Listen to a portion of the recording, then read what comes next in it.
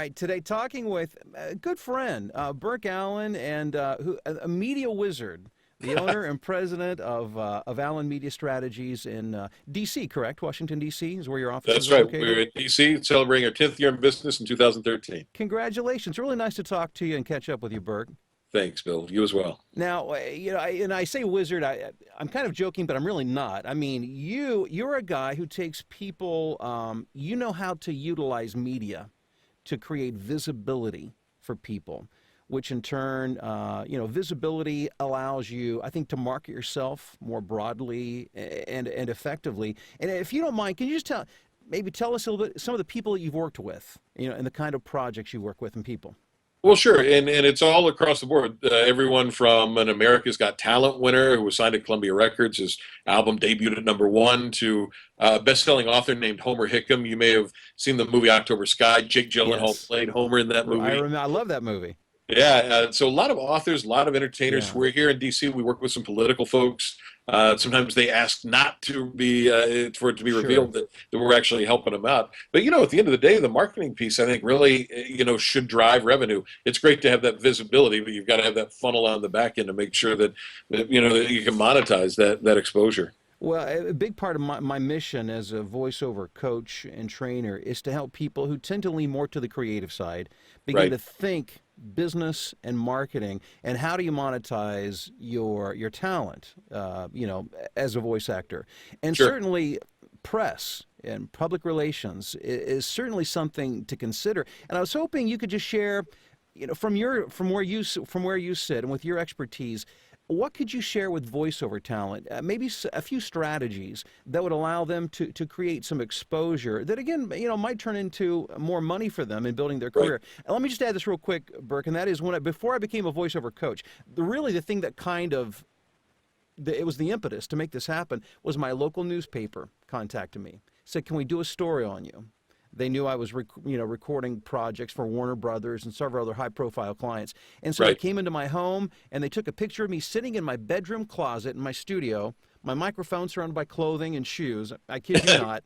And they did a Sunday piece in the human interest section of the paper.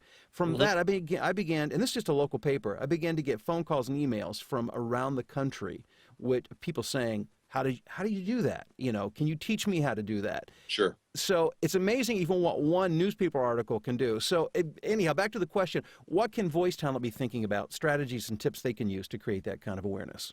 Well, you make a great point, and just that one newspaper article sort of can change the trajectory of your life. And the same with a TV interview, a radio interview, or an online piece. My background, like yours, is broadcasting, and I was a program director for a lot of years for CBS and some other companies, and did some on-air work. And I worked with some great voice talent who didn't really know how to turn that into a business. And so I think the first thing I would say is that, you know, and I don't know what percentages you tell folks, but I would say, for every hour you spend in the studio, you need to spend an hour marketing yourself and getting them At out there. least, yeah. Yeah. Yeah, yeah, to make it a real business.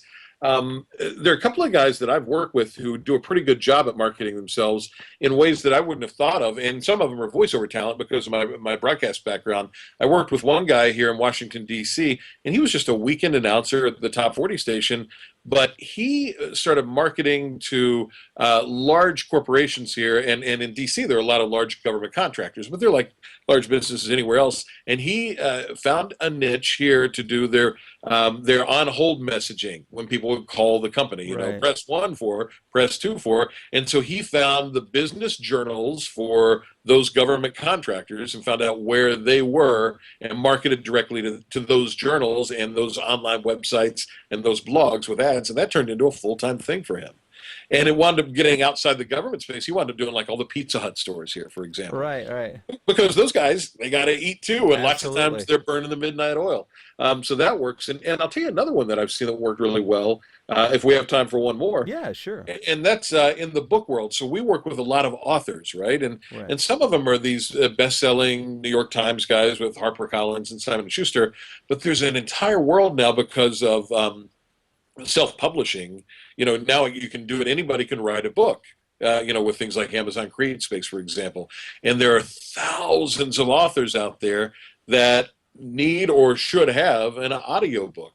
Well, they don't have, the marketing funding from a big publisher. And even the big publishers are pulling back on that some now. So, finding ways to market yourself as a voiceover talent to self-publish your small press authors through, websites and blogs and journals that authors use, Right. writing workshop type blogs. So, some of it is the big mass appeal stuff like USA Today and New York Times and Wall Street Journal. And some of it's really that hyper focus on where you could really make some money. So is a press release a good place to start for a voice talent saying, okay, I want to get some local exposure here? Oh, yeah. And where would they, I mean, aside from sending it to newspapers, are there standard places where you should send press releases? Sure, I'll tell you, it's a great question, and I believe in starting local. Like yours was a local It's a newspaper, local, yeah, small local newspaper. and you never know when somebody's going to read that, and it's always tougher to crack the Washington Post or the New York Times, the LA Times. Sometimes those local papers, especially with a cutback, they're looking for feature articles and stuff to do and stuff to write about. Yeah. So, I would reach out locally first to your TV stations, radio stations, and newspapers, and then the online papers too, like the local patch.coms that are springing up all over the country now. And there are the great thing about press releases, there are several now low cost or in some cases free online press release sites that you can go to, and those are fantastic. And by the way, for any of your guys, since I'm an old radio guy, if they want to reach out to me, I'll send them a list of free press release sites that we use. Oh, there's a lot of old radio guys and gals who watch this YouTube channel, so that's awesome. I appreciate that offer. Sure, So, man, absolutely. my thing is helping voice talent find ways to generate revenue in their business. So again, what we're talking about is yet another. Always consider it spokes in the wheels. You've got an agent. You may have an ongoing marketing campaign where you contact production companies and so on. All the different things that I talk about, but Yep. certainly press and media can be another spoke of that wheel. It certainly worked for me.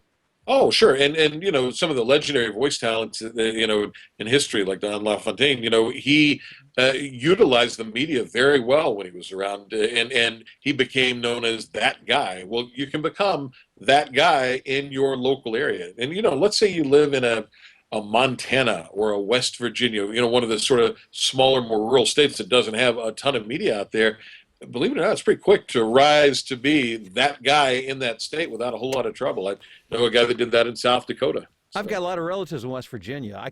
My relatives would think I was really something special at that point if I could rise that's to right. prominence in their hometown. You crack the Charleston Gazette newspaper in the capital city, and you're in, buddy. Be a hero with my family at the next family reunion. Oh, Exactly. Burke, that's awesome. Thanks for your time. And again, in the future, and Burke and I were talking about this prior to the interview. I want to spend some more time and really talk extensively about strategy and the specifics and the mechanics of how you go about, cracking this nut and really getting that kind of exposure. So again, Burke Allen of Allen Media Strategies. A real pleasure to talk to you, and hopefully we'll be able to connect again real soon. I love it, and keep cranking out those great voiceover talent. We're always looking for them. All right, great.